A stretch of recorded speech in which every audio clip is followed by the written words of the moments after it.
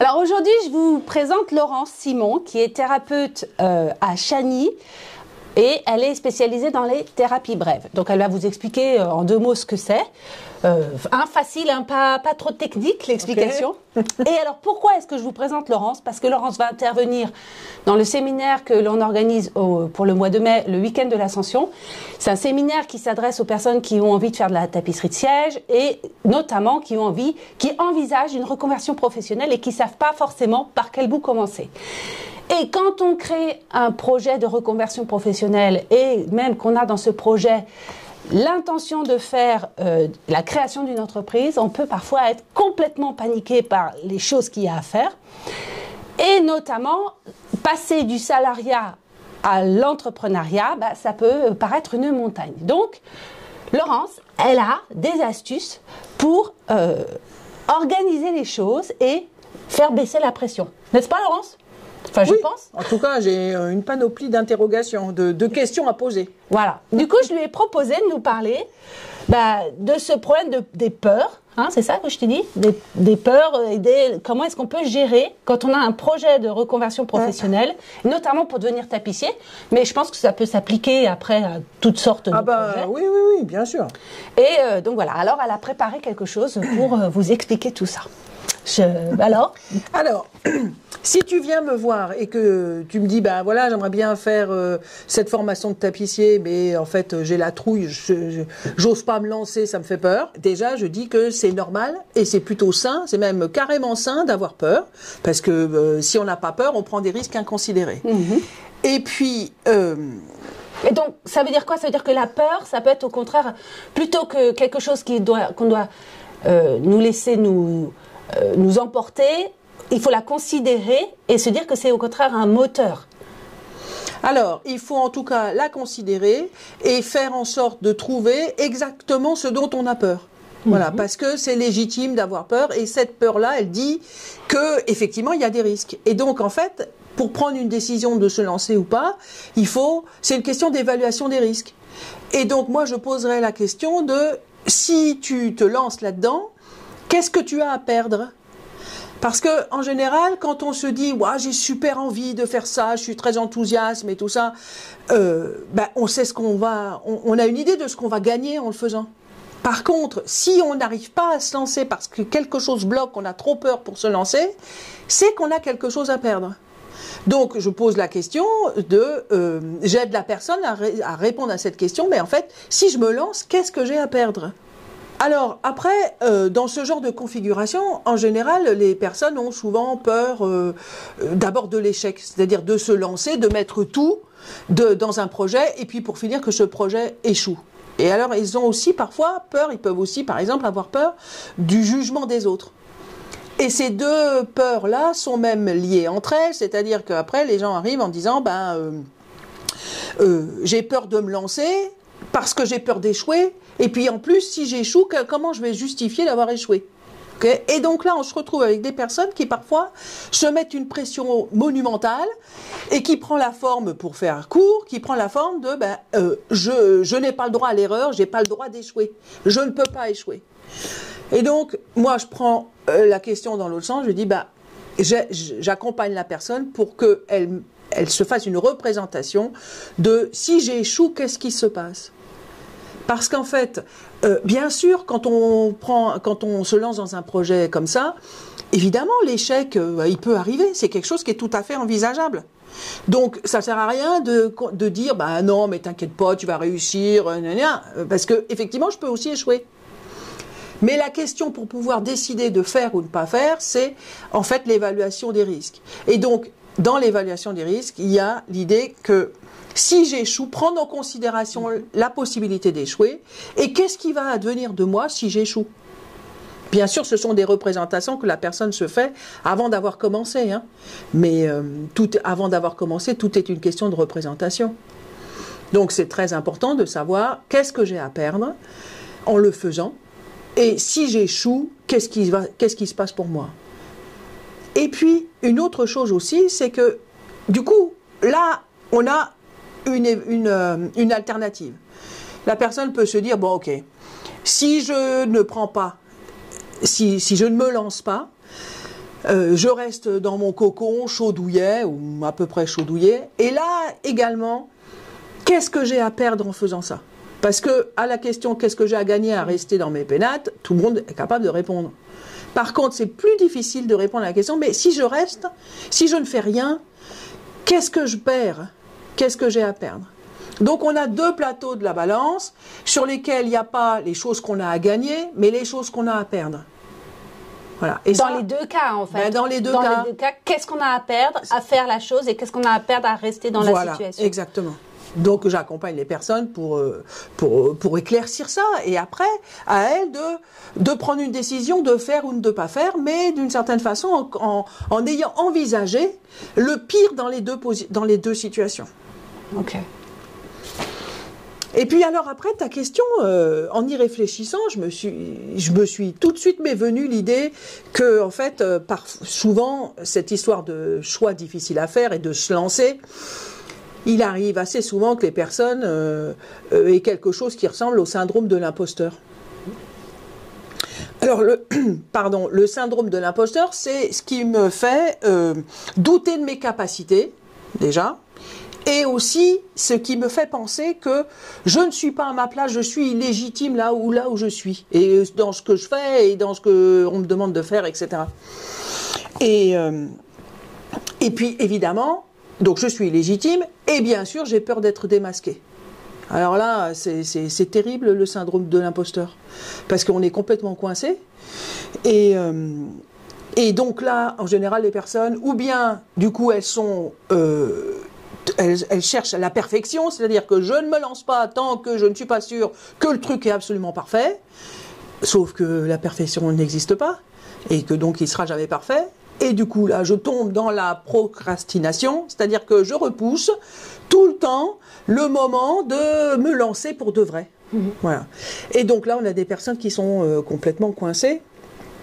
Et là, dans ce cas-là, moi, je pose des questions du genre...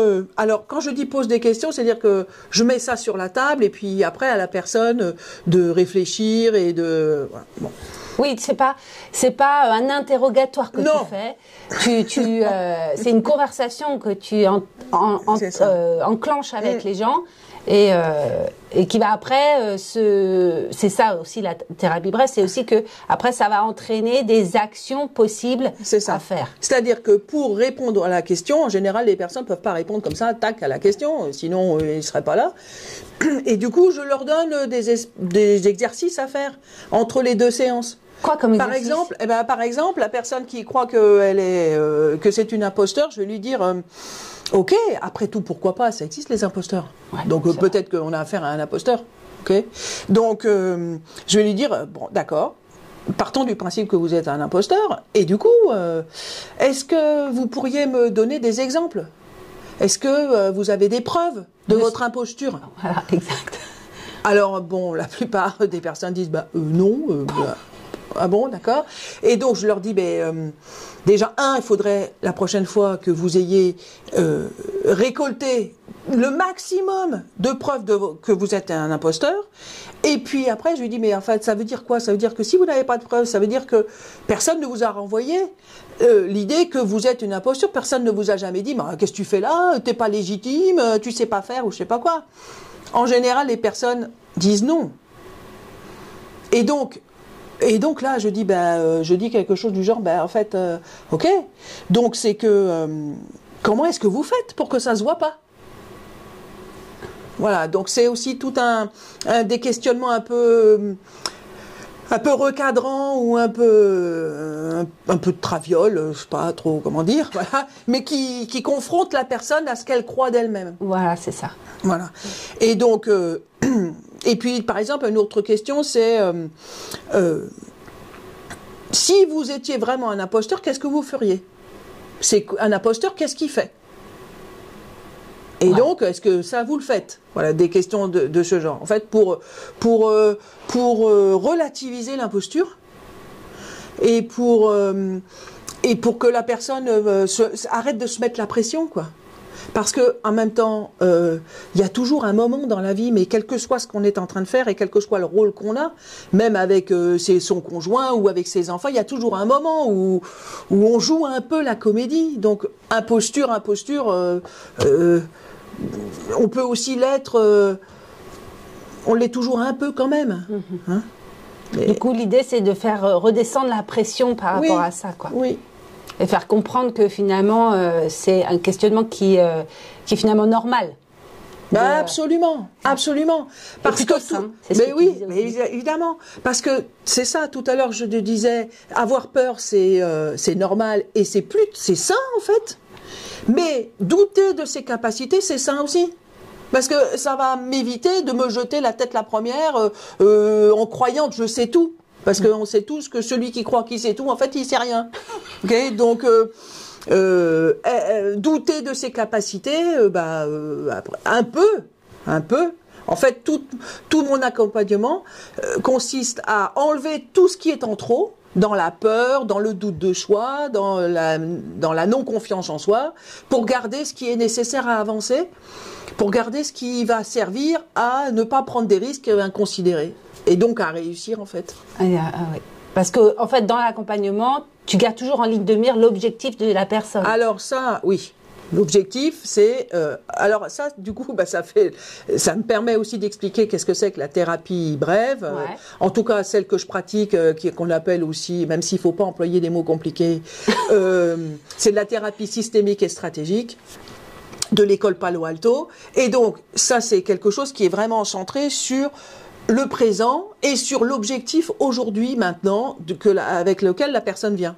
Et donc, on cherche, dans des exercices concrets, dans des questionnements concrets, à faire en sorte que la personne comprenne de quelle façon elle peut changer le système pour arriver à ses objectifs, ou alors l'aider à clarifier complètement les objectifs. Oui, parce que des fois, ça peut être aussi, juste cette peur peut être liée juste à des idées embrouillées. Oui, en général, ça commence toujours par un gros nœud d'idées, quoi. Hein. Donc, il faut déjà commencer par enlever le nœud, ça c'est sûr. Et justement, c'est exactement ça que je voudrais qu'on entame pendant le séminaire. C'est d'entamer une réflexion sur votre projet. Et Laurence, on va faire un atelier spécifique pour clarifier si vous avez, certainement vous en avez, des questionnements sur votre projet de reconversion professionnelle. D'ailleurs, quel que soit le niveau où vous en êtes, que vous ayez déjà entamé un projet ou que vous êtes totalement débutant mais que vous savez pas par où commencer, l'idée est dans un atelier spécifique que vous puissiez repartir avec une espèce de clarté et de feuille de route des choses que vous pouvez faire dans un premier temps pour entamer ce projet, quoi. Donc c'est ça que tu nous as préparé. Que tu as commencé à réfléchir. Oui, c'est ça. Disons, c'est pas encore fini, c'est pas prêt, mais c'est ça l'objectif. Ouais. Mais par contre, ce que moi je veux souligner, c'est que quand on a des étapes comme ça dans la vie, des projets à faire, on va démêler des premiers pas, des premières choses, et puis il est fort probable que 2 mois après, ou 6 mois après, ou 1 an après, d'autres questionnements reviennent et qui de nouveau vous paralysent. Moi, je le vois avec l'évolution de mon centre de formation. Tous les projets que j'ai eus il y a 5 ans, j'ai dû démêler des questionnements, des peurs que j'avais. Et pour, par exemple, me retrouver là devant vous à parler avec Laurence ici. Et aujourd'hui, j'ai d'autres peurs, d'autres questionnements que de nouveau, je dois redémêler. Donc, c'est quelque chose qui est presque éternel, en fait, de se poser des questions. C'est ça. Si on a envie d'avancer dans la vie avec des projets nouveaux et toujours de plus en plus ambitieux pour soi, quoi. Cela dit, faire ce travail, ça permet aussi de comprendre qu'on a les capacités à surmonter. Et donc, la première fois qu'on est accompagné, ça paraît être insurmontable, mais si on a fait ça comme il faut et si ça a collé, en fait, on sait que on va trouver en soi la solution. Ah Donc oui. c'est aussi quelque chose qu'on apprend sur soi-même et sur ses capacités à surmonter les interrogations qui viennent. Donc c'est pas à vie qu'on a besoin d'être accompagné. C'est tout à fait vrai. Elle a tout à fait raison et c'est vrai que ça, c'est important de le souligner. Que des fois, c'est juste un coup de boost au début, Ça. et ou alors un accident de la vie qui fait que pas qu'on replonge et on a besoin d'un coup de boost pour retrouver en soi les bonnes clés que l'on avait mises en place, quoi. C'est ça. Ok.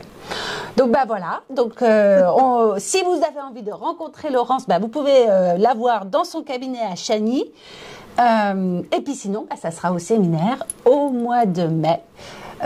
Voilà. Super. Donc je vous dis à bientôt. Puis on retrouve Laurence à cette date-là. Voilà. Voilà. Au Salut. revoir. Salut.